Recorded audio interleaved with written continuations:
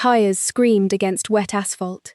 Joon-Ho's black sedan spun once, twice, then slammed into the guardrail with a force that folded steel like paper. Glass exploded outward. For 3 full seconds, the world went silent, except for the hiss of a ruptured radiator and the faint, dying hum of a phone still playing music from the passenger seat. A trucker pulled over first, hands shaking as he dialed emergency services. "Sir? Sir? Can you hear me?" No response. Blood ran down Joon-Ho's temple, pooling against the shattered window. By the time paramedics arrived, his pulse was a thread, his breathing shallow, his body limp against the crushed driver's seat.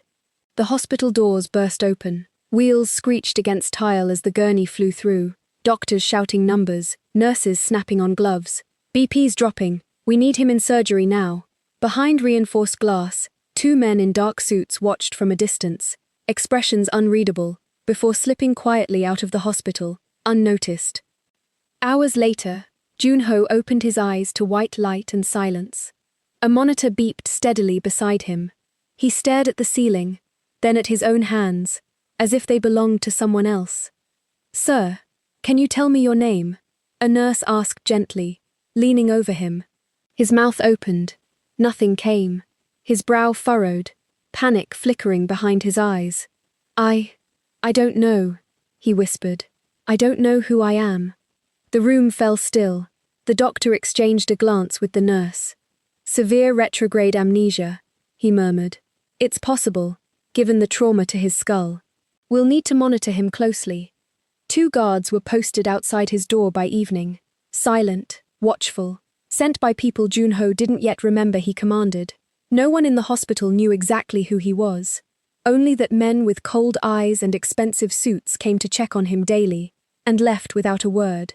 It was on the 3rd day that Akosua walked into his room, clipboard in hand, his chart balanced against her hip.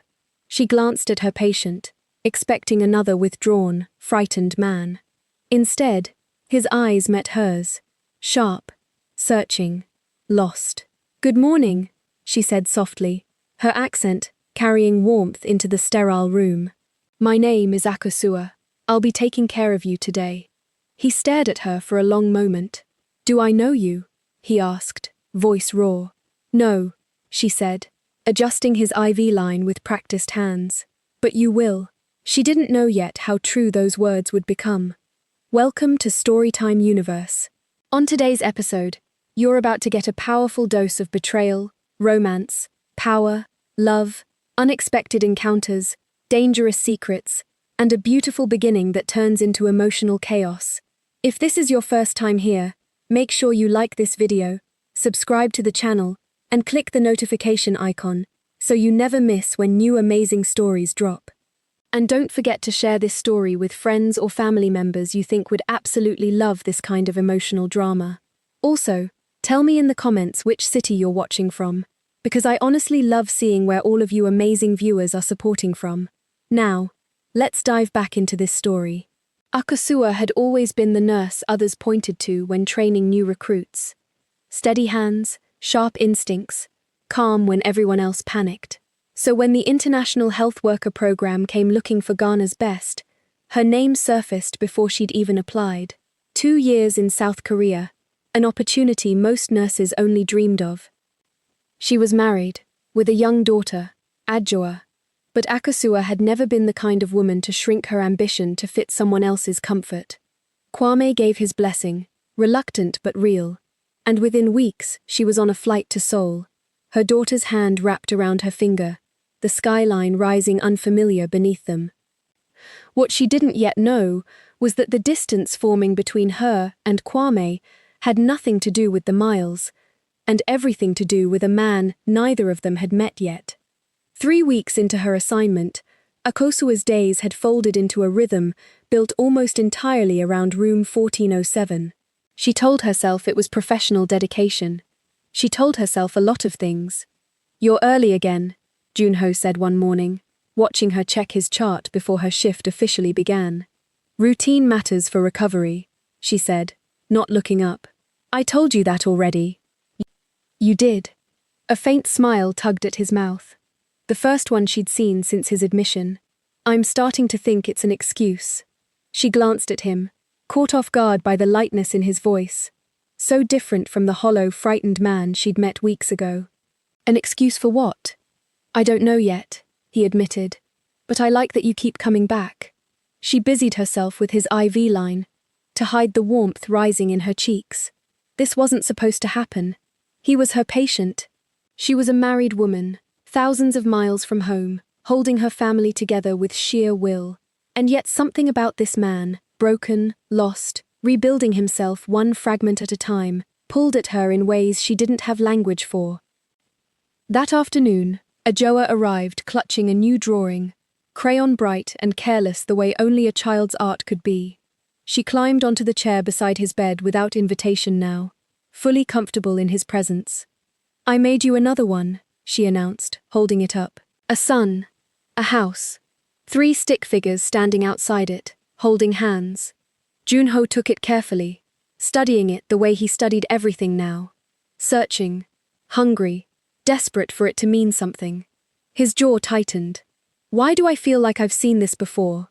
Not this drawing, but this feeling. A house, people waiting for me. Maybe you had a family, Akosua offered gently. Before, maybe. His voice cracked slightly.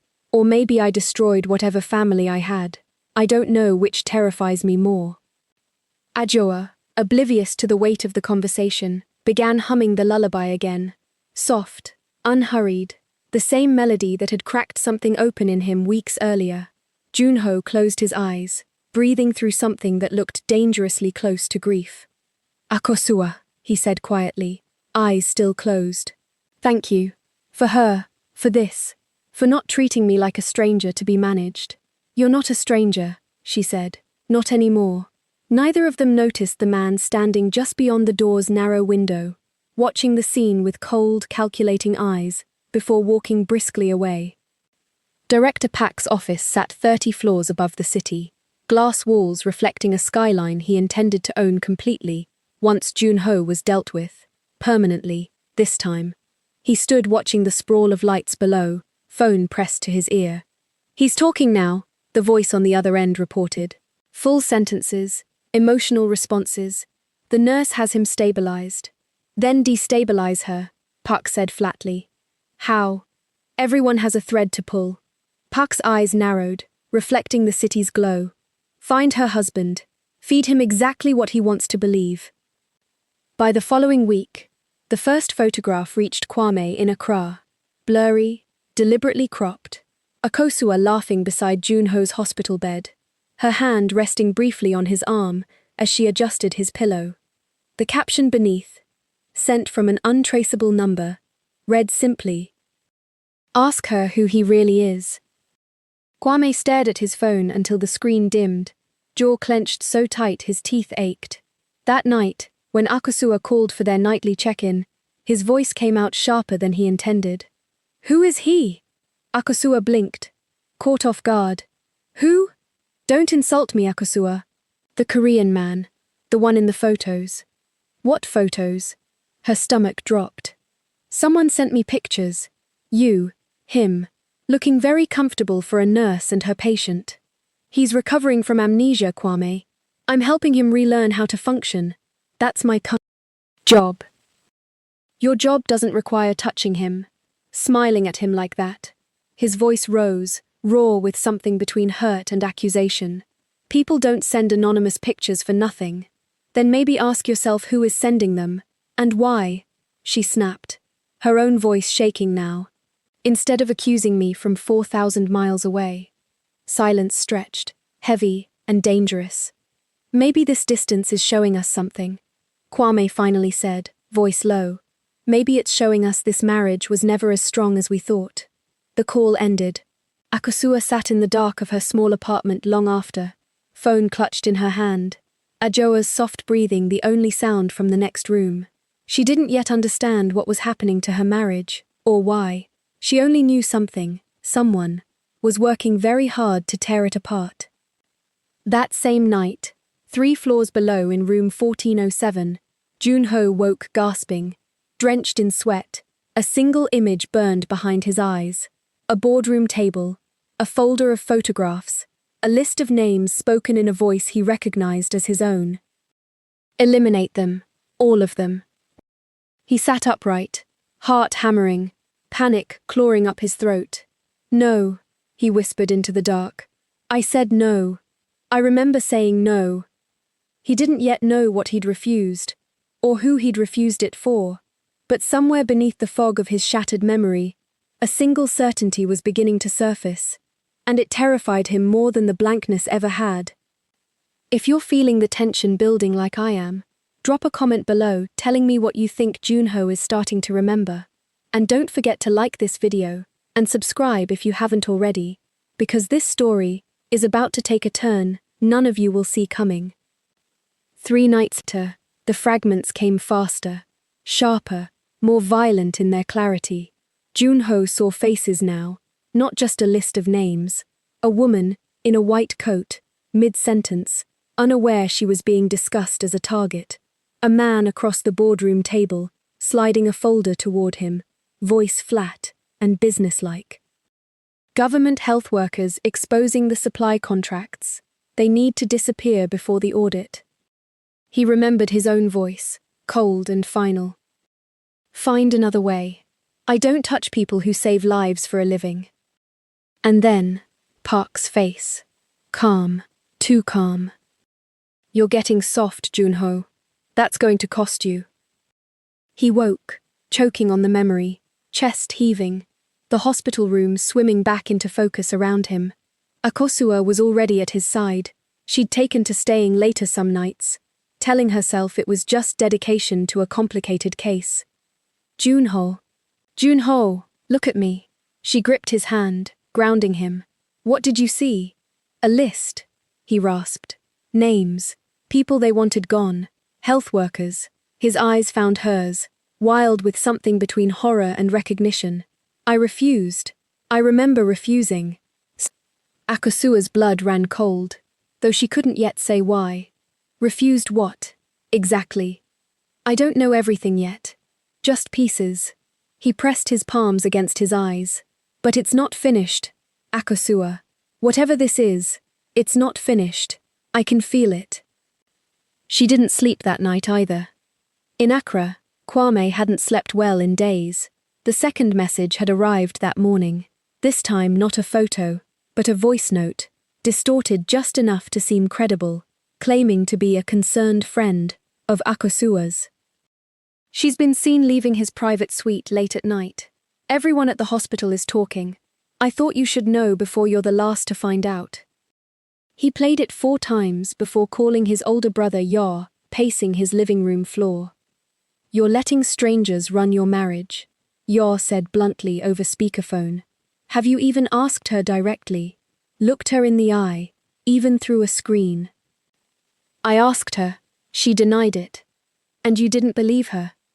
Kwame hesitated. I don't know what I believe anymore. She's there. I'm here.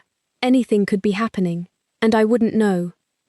Or nothing could be happening, and you're about to destroy your family over photographs sent by someone too cowardly to put their name on them.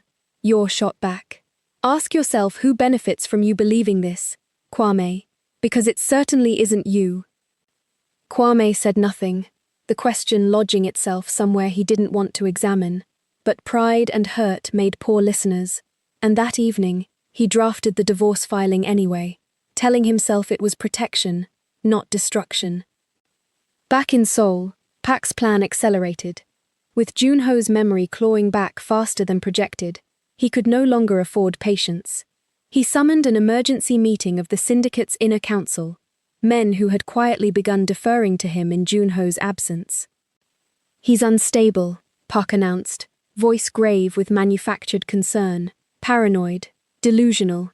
The accident damaged more than his memory, it damaged his judgment. If he wakes up fully and starts making decisions for this organization again, we're all at risk. You want him removed from power, one council member said flatly. I want this organization protected, Pak corrected smoothly. A man who can't tell memory from hallucination cannot lead us. I propose a formal transfer of authority, effective immediately, until he's proven stable enough to resume control. Murmurs of agreement rippled through the room. Pak allowed himself the faintest smile. Soon there would be no inheritance left for Joon-Ho to wake up to, and no one left who'd believe a word he said. What none of them accounted for was Akosua, quietly gathering her own fragments of truth, one conversation, one half-memory, one instinct at a time, closing in on a man who had spent weeks underestimating exactly how much she was capable of protecting. Things are about to collide hard. If you haven't subscribed yet, now's the time. You do not want to miss how this unfolds. Drop a like, and let me know in the comments. Do you think Kwame signs those divorce papers before he learns the truth? The divorce papers sat on Kwame's kitchen table for 3 days before he finally signed them, hand trembling, pride warring with something that felt dangerously close to regret. He mailed them without calling her first. Akosua received the notice on a Tuesday morning, standing in the hospital hallway, phone screen blurring through sudden tears. She didn't cry from heartbreak. She cried from exhaustion, from carrying a marriage, a child, a career, and now this, alone, across an ocean that suddenly felt wider than ever. But grief gave way to clarity fast. That evening, she called Yor directly. "Send me everything," she said. "Every message, every photo, every voice note he received. I need to see exactly what's been said about me." What she found chilled her. The voice note's metadata traced to a burner number registered through a shell account, one that, after a few favors called in from hospital IT security, linked back to a private firm quietly retained by Director Pak's office. She stared at the screen for a long time, pieces locking into place.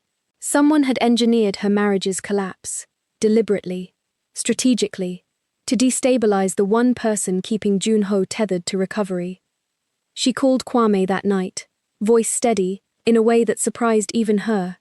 "I'm not calling to beg you to take it back," she said. "I'm calling because you deserve to know you were used. Someone manipulated you, Kwame, fed you lies timed perfectly, to make you believe the worst of me. I have proof." Silence stretched on the line. "Why would anyone do that?" he finally asked, voice hollow. "Because destroying me was easier than confronting him," she said. "I'll sign the papers. I'm not interested in fighting for a marriage built on doubt instead of trust, but I want full custody arrangements clear, and child support honored. Adjoa deserves stability, even if we don't." Kwame didn't argue. Guilt had already done what apologies couldn't. The council meeting convened 3 days later, the same room where Pak had once orchestrated Joon-Ho's death sentence, now hosting his unraveling. Joon-Ho walked in flanked by hospital security, and, deliberately, by Akosua, his memory fully returned, his voice steady with the authority that had once commanded this very room. "You ordered the hit," Joon-Ho said, eyes locked on Pak. "Not the government contract. Me. Because I refused to kill the health workers exposing your supply fraud." Pak's composure cracked, just slightly.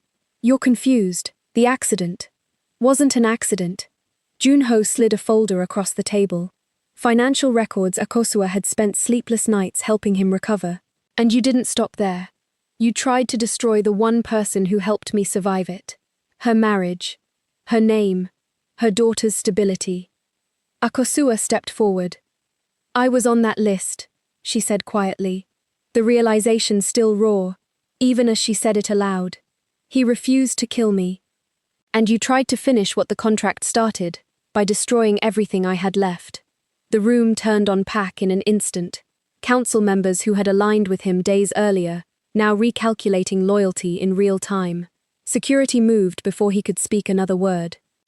6 months later, sunlight spilled across a quiet apartment overlooking the Han River.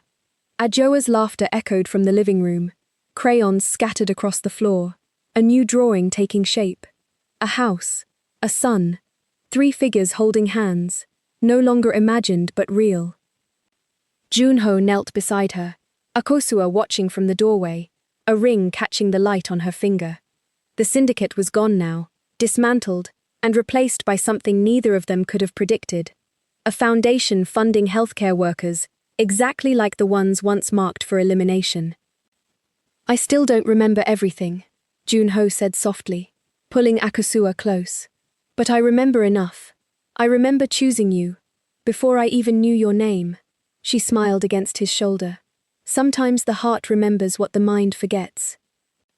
If this story moved you, make sure to like this video, subscribe to Storytime Universe, and drop a comment telling me what part hit you the hardest. Share it with someone who needs a reminder that the truth always finds its way home, and we'll see you in the next story.